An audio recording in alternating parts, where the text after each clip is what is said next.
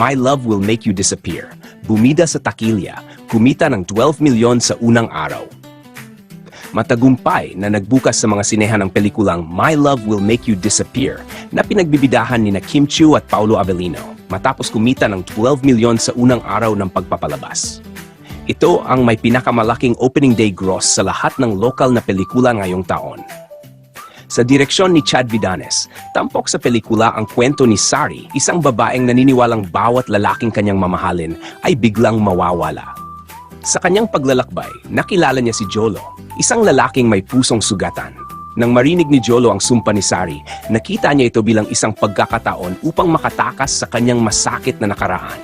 Samantala, patuloy ang pagsuporta ng mga manonood sa pelikula at nitong Miyerkules, naging abala sina Kim at Paolo sa pagdalo sa iba't ibang block screenings upang pasalamatan ang kanilang mga tagahanga. Dahil sa mainit na pagtanggap ng publiko, inaasahang magpapatuloy ang tagumpay ng My Love Will Make You Disappear sa takilya sa mga susunod na araw.